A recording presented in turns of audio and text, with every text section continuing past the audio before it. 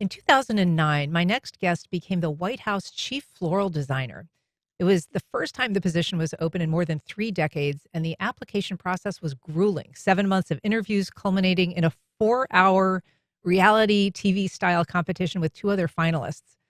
Laura Dowling is the keynote speaker at the Garden Club of Jacksonville's fundraiser this week, and we're thrilled to be able to talk to her. Laura Dowling, thanks so much for being here. Thank you so much. It's great to be here. We're also joined by Sonia Jones, the CEO of the Garden Club of Jacksonville. Sonia, thank you for being here. Thank you. Thank you for inviting us. So, Laura, the idea, of this job as White House florist, I think we don't have really any idea what the scope is of that job. So can you start by just describing for us a little bit about not just your day-to-day work, but sort of your annual obligation when it came to providing floral arrangements for the White House? So it's such an interesting title. It sounds very quaint, almost like a Jane Austen, character where I would go around and water bouquets. But it was really so much more than that. It was the creative director, the artistic director, really, of White House decor and installations, everything from the major holiday events and state dinners to the everyday and personal activities of the first family. So a huge job logistically. It involved sometimes planning dozens of events that would happen every day, from small to large, big budgets, lots of staff, hundreds of volunteers. So, the idea of just being a florist, I think it was much bigger than that. And when you're talking about things like the White House Christmas celebration, that's something that is important for people who are visiting the White House, but it's also the kind of thing that gets just enormous attention. There's, film crews that are going through, there's interviews being conducted about what went into it. And so when are you starting to plan for something like that, the design, the look, and who are you working with? So it's at least a year-long planning process, and it's iconic, and there's so much history, right, with that even one event. Every First Lady has the opportunity to set a theme and articulate a vision, and so I was always very conscious of that, would do research on themes, and there were some recurring themes that First Ladies loved, the Nutcracker. Jackie Kennedy started that and was the first White House theme. So working with the First Ladies team, the team in the residence, all the volunteers, putting together and inviting guest designers to join in and be part of it. I think the idea was to create something that would be beautiful visually, but also resonate with people visiting. So what I would always try to do is come up with an overarching theme, inspirational. One of my favorites was simple gifts.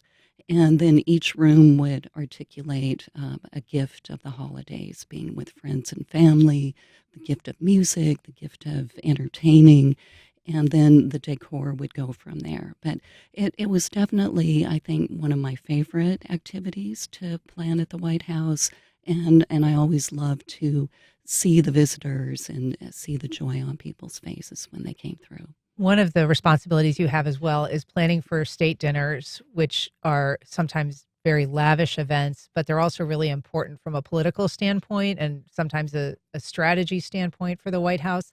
And you came to floral arranging as a policy expert. You didn't grow up designing flowers or running a floral shop. This was something you came to pretty late in your professional life. So tell us how your background informed your jump into the work that you do now.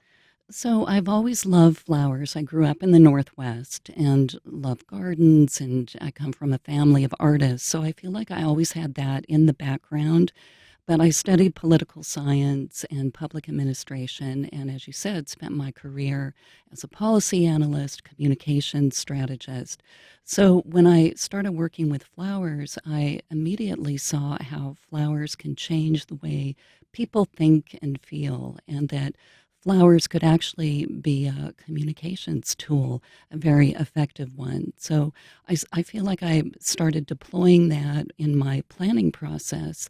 So, for example, the first state dinner with India, starting with the theme that had to do with the Indian peacock, which is very symbolic in Indian culture, which led to the color scheme that was bright and vivid, and then working in other themes, the environmental aspect of using sustainably harvested magnolia for decor. So each element of the decor would be symbolic, and then could then fold up into an overarching story that would carry out a diplomatic message. I sort of alluded in your introduction to this really rigorous process of selection for you as White House florist. Can you tell us a little bit about the pressures and just the intensity of that process? Because it sounds sort of like, it does sound a little bit like a reality show. Yeah. Well, the intensity is something that you never forget. So that competition, I think, prepared me for the rigors of the job. But I'll never forget that day, that the final competition of three finalists. We were all sequestered in different rooms at the White House, had 4 hours to create an assigned list of designs: a state dinner table, a blue room design, an Oval Office piece. And 4 hours seems like a lot, but it actually went by so quickly. The First Lady was the judge, so she came by each of our rooms, and we talked about the displays. And I do remember telling her about this idea of the garden style and how it could help effectuate her own vision. She had already had the kitchen garden at the White House. This is Mrs. Obama. So from the start, we were talking about using flowers as a communications tool. But the intensity of the job, you never can make a mistake, right? There always has to be a plan, a backup plan. You have to plan for contingencies, and just the magnitude. I went from doing part-time flowers from my kitchen table to planning state dinners for hundreds of people. And so to wrap my head around how that scope and scale change was pretty intense, and I will say was challenging at Yeah, first. it sounds it. Sonia, why is it that the Garden Club has brought in Laura? What is it that she's going to be speaking to the group about or doing while she's here for this fundraiser? Okay, so every year we have a Designer of Distinction event, and we try to bring the best national, maybe even international speakers to come. What the reason we chose Laura this year, and we're so excited to have her join us, is her extensive history and the different organizations that she's worked with. But also, like you said, this came on late in her career, so she's bringing other interests to us, and that's what set her apart. Her designs are absolutely beautiful, and we actually sold out pretty quickly because of the amount of talk that came about when she came. Yeah. So And for yeah. people who are watching our live stream, we are seeing some of your beautiful floral arrangements, some including from the White House. And this event that you're in town for, thankfully you made it in. I know that you Yeah. had some flight trouble, like a lot of the world did, getting in last night. So the event is today and tomorrow. I'm just curious if you could leave our listeners to, given your expertise and you have this book with you, you perhaps could even hold up to show.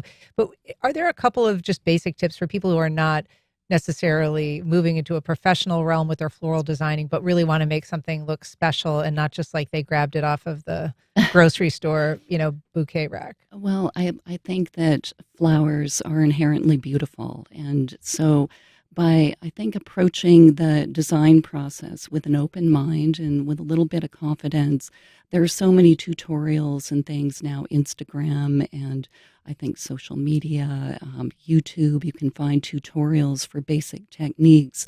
But I think my biggest tip is to be inspired, find something, a color, a theme, and go from there and focus less about the nitty gritty technical requirements and just create something that's pleasing to you. I think that's what I learned when I studied in Paris.